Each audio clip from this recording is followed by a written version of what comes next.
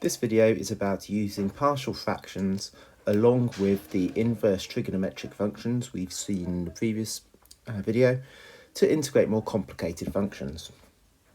Now, first thing to say about partial fractions is we're very used to dealing with fractions like this, where the denominator is split up into three linear terms, as in we've only ever dealt with when we have an x on the bottom.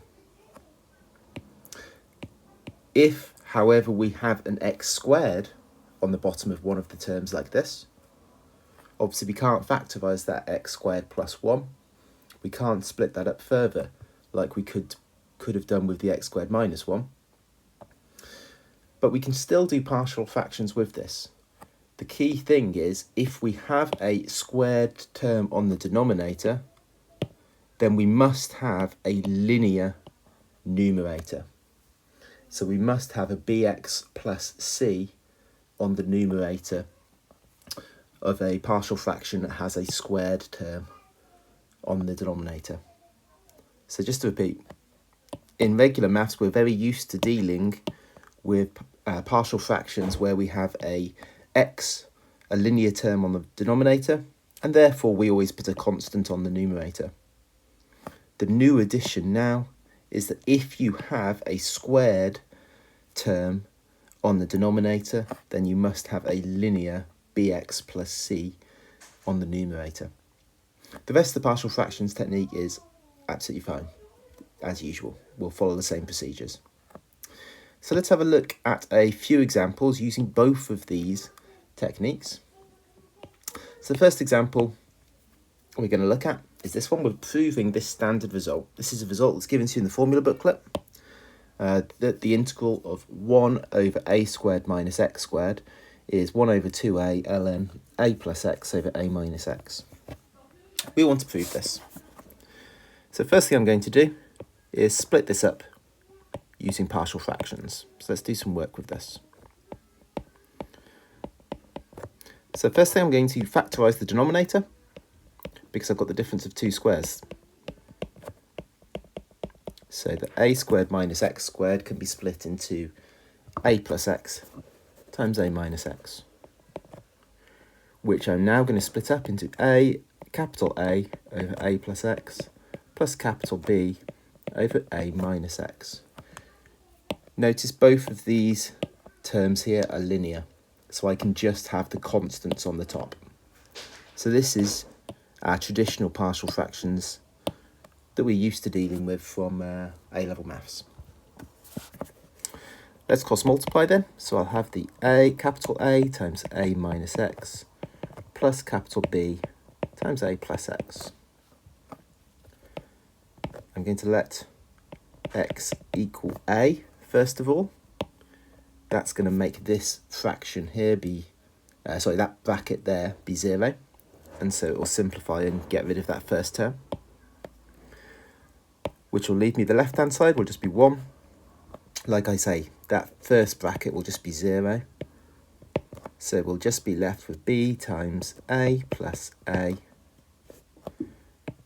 So 1 equals b times 2a. So therefore b is 1 over 2a.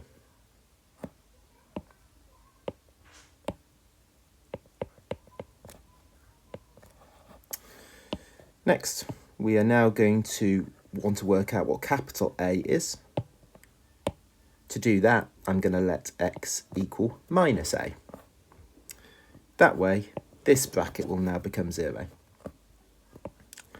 So I'll be left, the left-hand side will just be 1, and I'll have capital A times a minus minus a, just making this x here become minus a. So I'll get 1 equals capital A times 2a. So capital A is also 1 over 2a.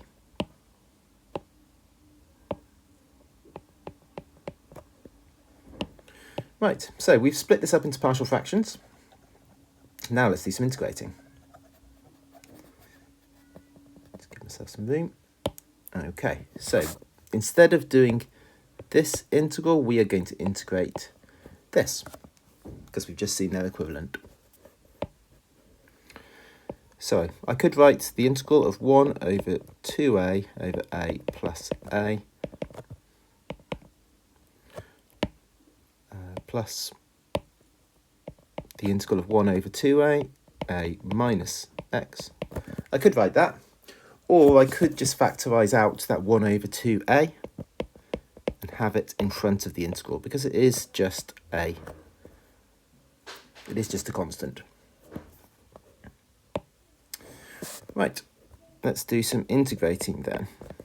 So this first term here, the 1 over a plus x, that's going to integrate to be ln a plus x plus the integral of ln a minus x, but because of that negative there, by the reverse chain rule, I'm going to have to divide by minus 1 to get that. Now all I'm going to do to finish this off is use the law of logarithms. I've got ln of a plus x minus ln of a minus x, so I can just divide the two insides now to get a plus x divided by a minus x. And there we go. That is the result that we were trying to prove.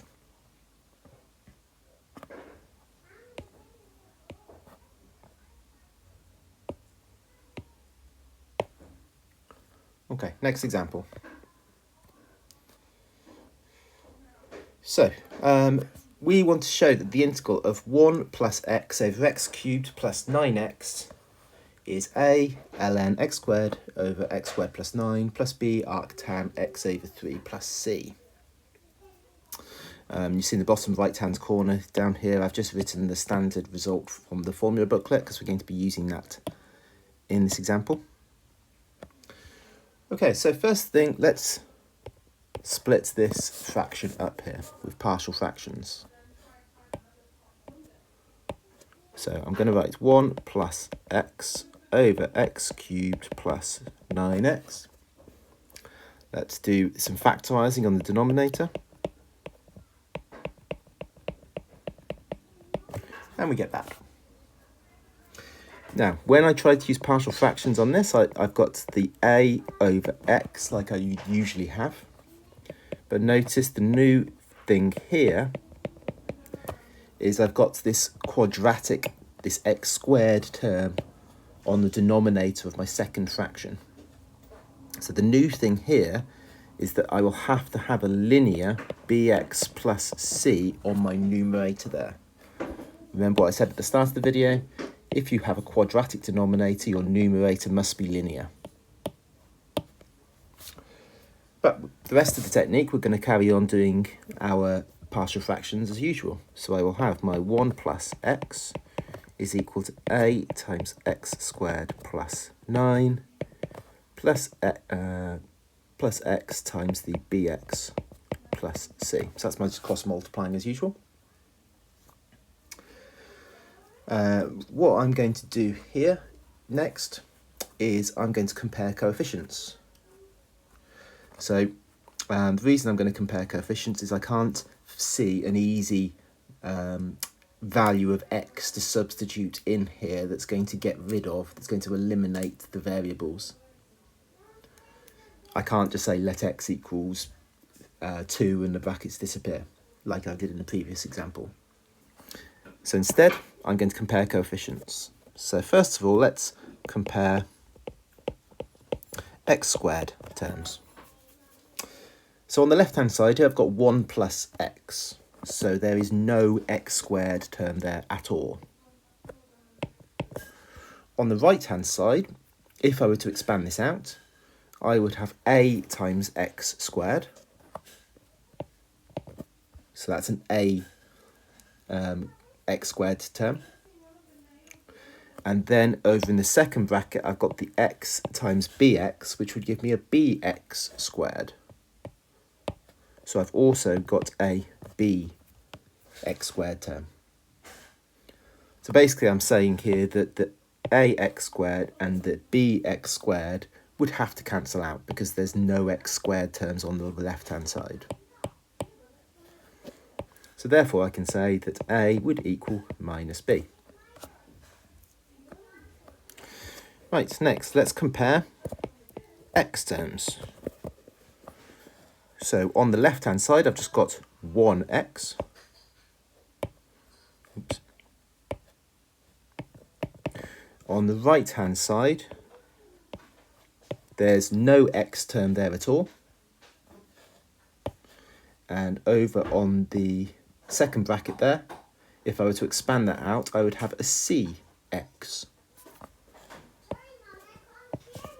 So what that's telling me then is that c is 1.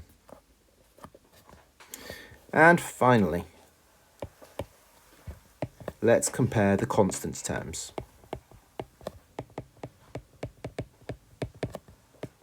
So on the left-hand side, the constant is 1.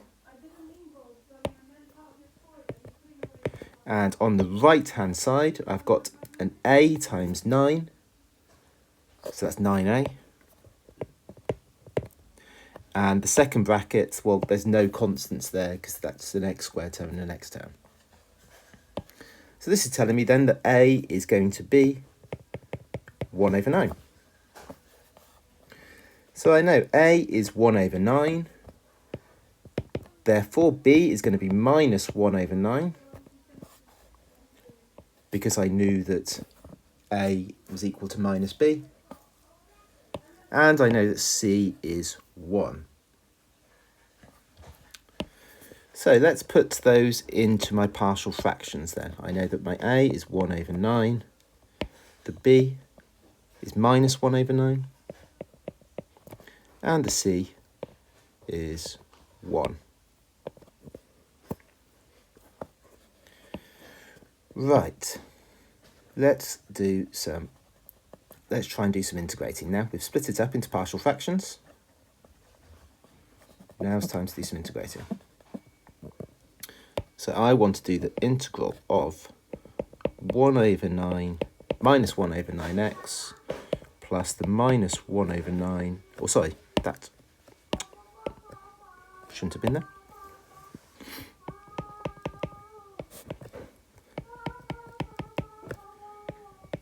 Okay, there we go. So instead of integrating this, I'm integrating this.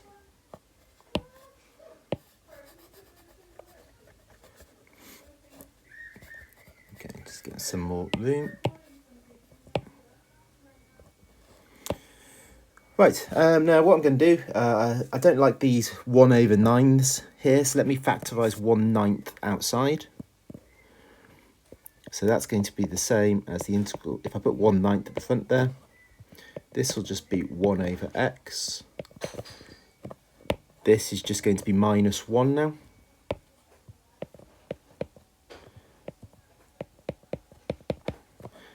And the plus 1 is going to be 9. Factorising 1/9 outside is like timesing by 9.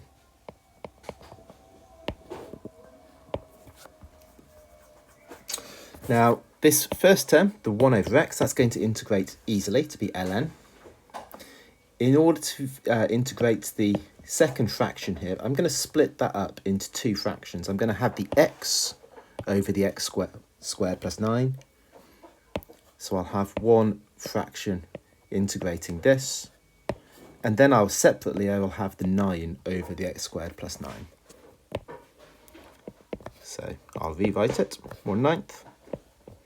Like I say, the 1 over x stays as it is. Then I'm going to have minus x over x squared plus 9. And then I'm going to have the 9 over the x squared plus 9.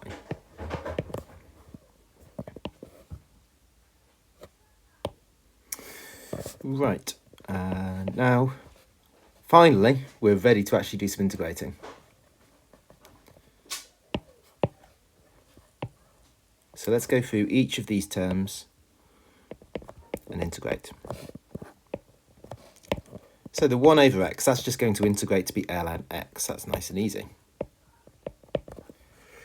This second term here. Now, to integrate this, I can spot a derivative. I notice that I've got x squared plus 9 on the denominator, and the derivative of that is 2x. So it would be nice if I had a 2. It would be nice if I had a 2x like this, which I'm allowed to do as long as I have a half at the front to cancel that 2 out. So by writing it like that, the point is that I have x squared plus 9 here. I have the derivative of that on the numerator there. So I can now integrate that nice and simply. I'll have the half at the front, and then the ln x squared plus 9. Then to integrate the term on the end here, the 9 over the x squared plus 9. First of all, let me think of that as being 9 times 1. Now this, I'm going to use my standard result for this, where a squared is equal to 9. So a squared is 9, which means that a would be 3. So using my standard result then, I've got 9 times 1 over a, 1 over 3, times arc tan x over a, so x over 3. And there we go. We have finished integrating. Now I just have to simplify and get it in the form asked for in the question. So first thing, let me multiply all of those terms by the 1/9 at the front. So I'll get 1/9 ln x minus 1 over 18 ln x squared plus 9 plus 1/3 arc tan x over 3. Now, in order to combine these two logarithms together, I'd like the coefficients to be the same at the front. If I were to factorise 1/18 outside of those,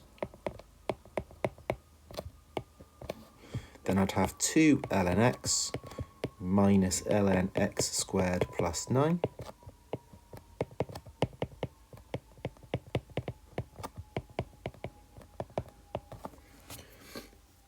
I can then take this 2 and move it to be a power on the x. So let me take that out, move it to be a power here. And then using the division law of logarithms, I'll have ln x squared over the x squared plus 9. And then the rest of that is the same, the 1/3 arctan x over 3 plus c. And there we go. We've got it in the form that's asked for, where the capital A is 1 over 18 and the capital B is 1/3.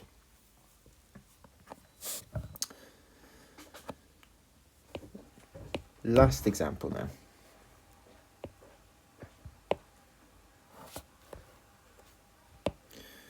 So part A says to express x to the power 4 plus x over x squared plus 5x squared plus 6 as partial fractions.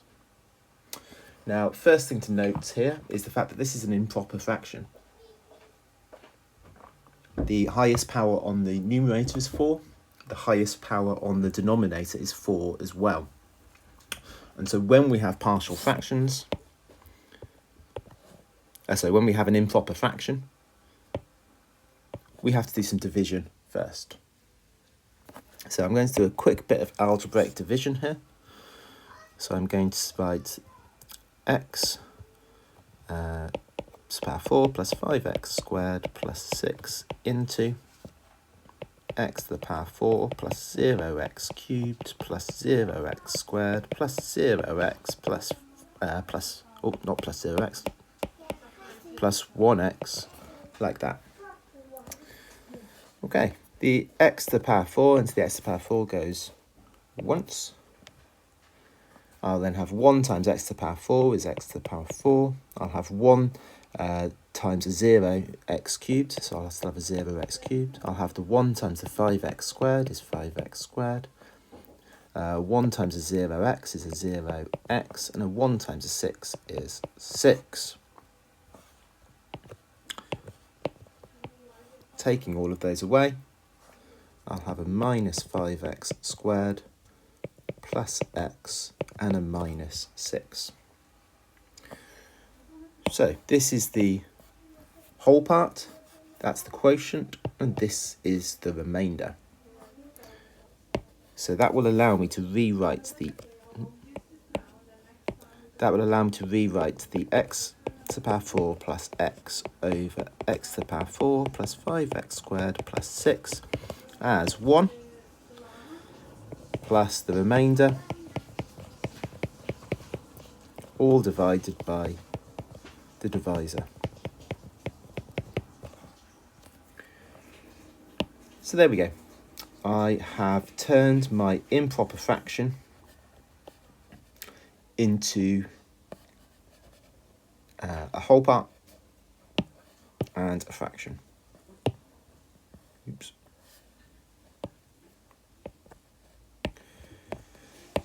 Right, I can now do partial fractions on this. So that's the next step I'm going to do. So I will have the minus 5x squared plus x minus 6 over the x to the power 4 plus 5x squared plus 6. If I factorise the denominator, that's going to factorise just to be x squared plus 3, x squared plus 2.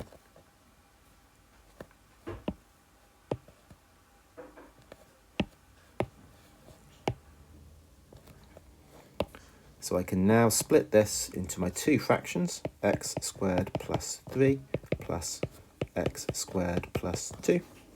And because my denominators are quadratic, my numerators have to be linear. So I'll write ax plus b plus cx plus d.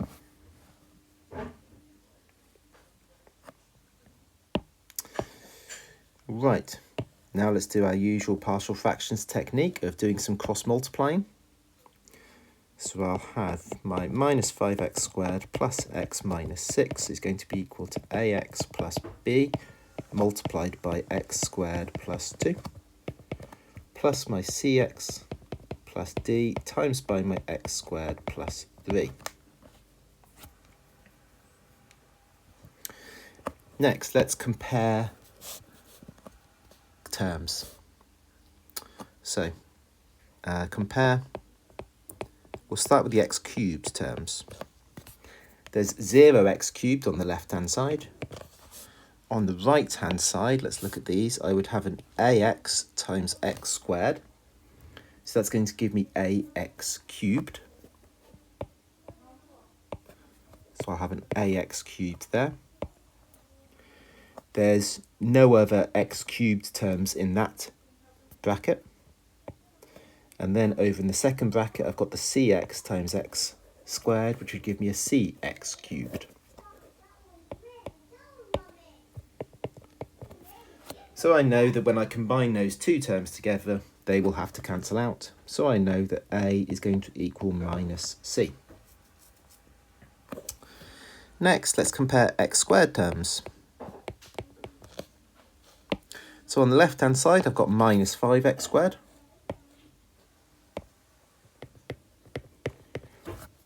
On the right-hand side, I would have a b times x squared.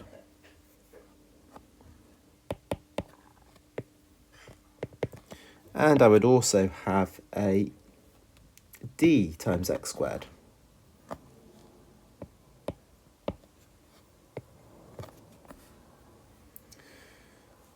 Right, so I know that b plus d is going to equal minus 5. Next, let's compare x terms. On the left-hand side, I've got 1x squared. 1x. on the right-hand side, I would have an ax times 2. So that's going to give me 2ax plus a cx times 3. So that's going to give me a 3cx.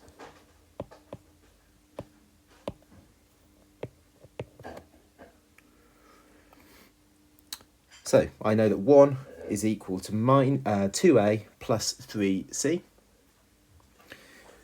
Do bear in mind that, remember, a is equal to minus c.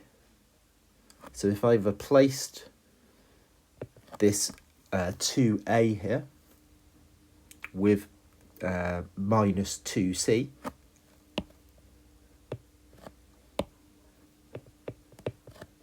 then that allows me to see now that 1 is going to equal c. C is going to equal 1.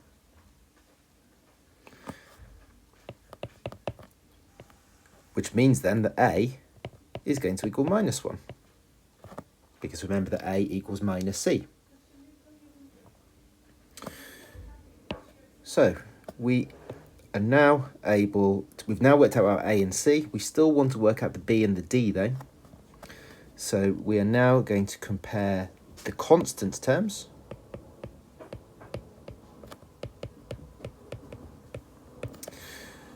So on the left-hand side, we've got minus 6. And on the right-hand side, we've got a b times 2, so 2b, plus a d times 3, so 3d. And so we found that minus 6 is equal to 2b plus 3d. And now if we now do simultaneous equations with this, minus 5 equals b plus d, and minus 6 is equal to 2b plus 3d, then that, I'm not going to go through the simultaneous method here, I'm just going to write down the answers. You know how to solve simultaneous equations, or you can just type those into your calculator to solve. But the point is that the b, if you work this out, the b is going to be 9, minus 9 in fact, and the d is going to be 4.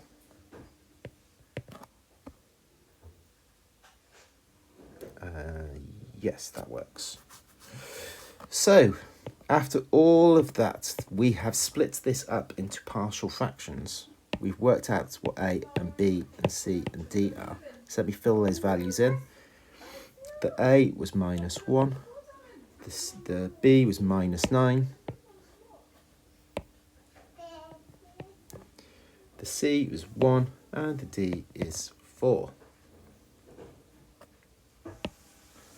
So we have, let's just remind ourselves, we split our improper fraction into this. We have then taken this fraction here, this proper fraction here, and we've split it into partial fractions like this. So I can now replace this with the minus 1x minus 9 over x squared plus 3 plus 1x plus 4 over the x squared plus 2. Part A is done. Right, let's move on to part B of this question. Hence, we're going to integrate this.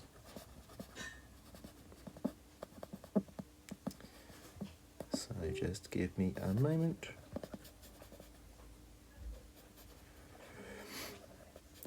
Now, I'm going to use a similar technique to what we've seen before. So let me first write out the integral, because obviously we are going to be integrating 1. I'm going to write this as minus x plus 9 over x squared plus 3. So all I've done there is just taken this minus and put it outside the integral. Then I've got the plus x plus 4 over the x squared plus 2. So this is the integral that we want to work out.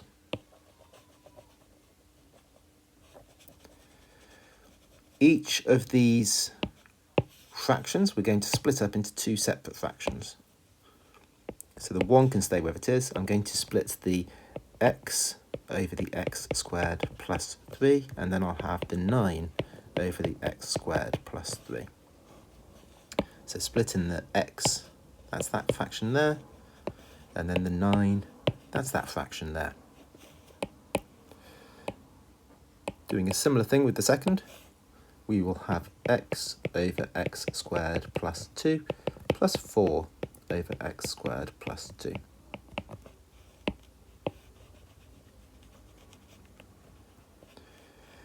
Now we are ready to integrate each of these terms.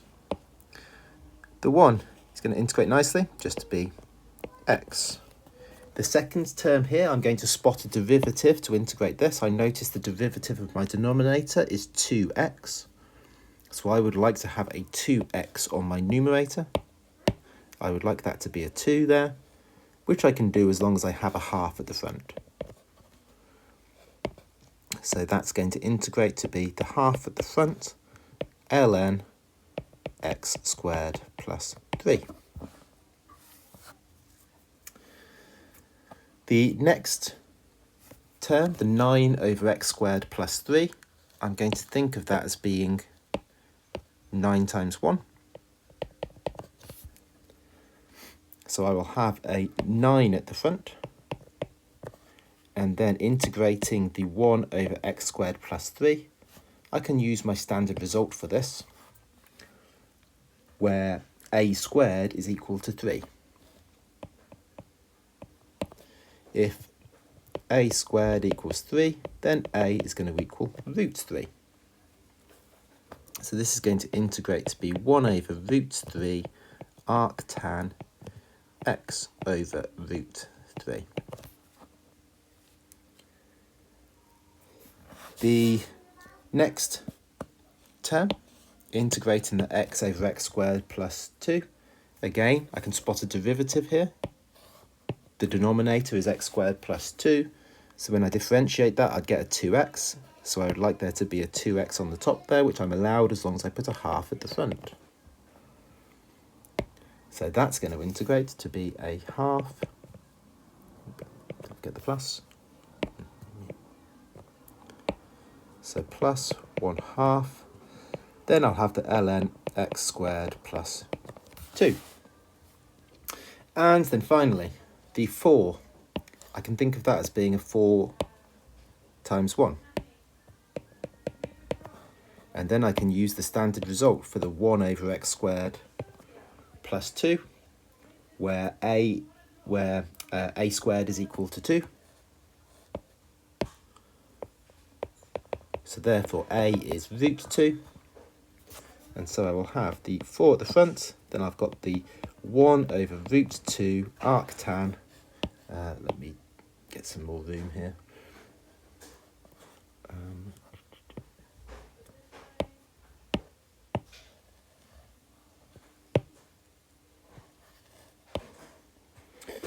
So the 4 times the 1 over root 2 arctan x over root 2. And I've got the plus c on the end as well. Okay, finally I just want to simplify this as much as I can. So I've got the x at the front. The 2 logarithm terms, let me group those together, and then hopefully I can do some simplifications with those. So let me put those 2 together. So I've got the plus 1/2 ln x squared plus 2. So I'm just writing the second one first, just because it's a positive. Then I'll have the minus 1/2 ln x squared plus 3. Then I've got these 2 arctans, so I've got the 9 over root 3, arctan x over root 3. So the 9 over root 3, that's going to rationalise to be 3 root 3.